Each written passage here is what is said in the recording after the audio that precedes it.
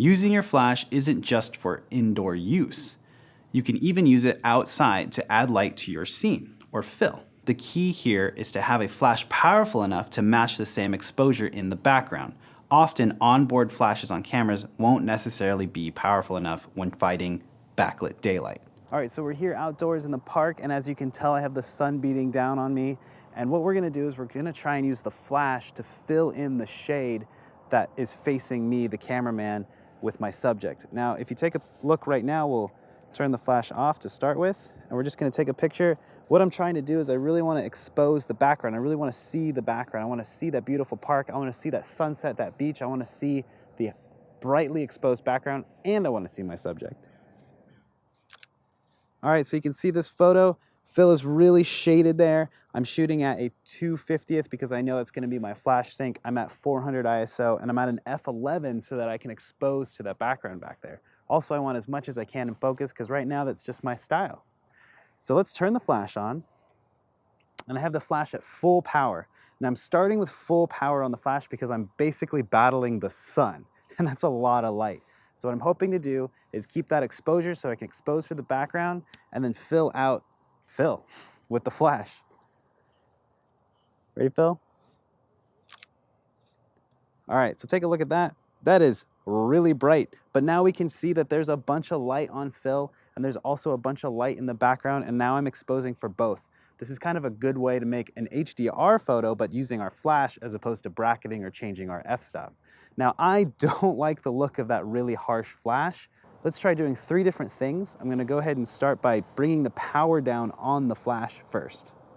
So I brought the power down on the flash by half. So now I'm at half power on my flash. I'm still at the same settings. That's 400 ISO, 250th of a shutter because that's my camera's sync speed for the flash. And I'm still at f11 to expose that beautifully lit background. Here we go. All right, that's a little bit cleaner. That exposure from the flash is a little bit more full. Again, I don't think that a hard flash light on Phil is that flattering for anyone because it's so harsh. So let's go ahead and get my diffuser and put it on there and see what that does as the second thing. I've got my Gary Fong diffusion on my flash. I've articulated my flash from going this way to straight up. I'm gonna hopefully get all this light coming out, spilling onto Phil.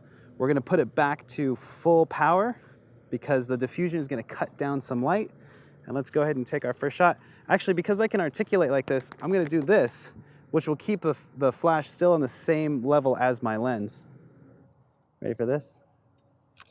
All right, that's a little softer, a little bit more workable. It's not, again, my style. It's definitely a little softer and a little better than the harsh flash. Now, the third thing I'm gonna do is get on that remote flash. I've got my remote on my camera. I've got my remote receiver on my flash. This remote is really cool. It's a Photix remote, and actually you just put the batteries on, turn it on, and the channel's already preset up. You can change the channels later, but it's really just plug and play. So the big thing in here is I don't want to fill Phil's face because it's so just even light. I want to be able to move the light like we do with our hot lights. I want to make his face a little bit more dynamic with contrast and light. So I want to move the flash away from the lens and not the light coming from in front of him, but to the side of him. So just because I have long arms, I'm gonna hold this flash up here and a little bit high. I'm gonna come down and shoot Phil right here. Here we go.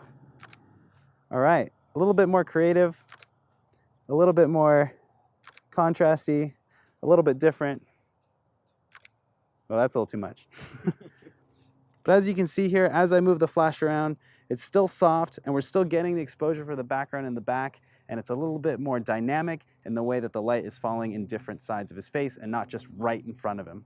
So again, you could use the flash to fill out a shady subject when the background's really bright. It's a really easy way to do, and it's definitely a specific style. So now that we've gone through a bunch of different ways on how to use your flash, you get to decide what really fits your style of photography. Is your external flash good on top of your camera shooting into the ceiling, or is it better on a remote control off to the side somewhere? It's up to you and what kind of image you're creating.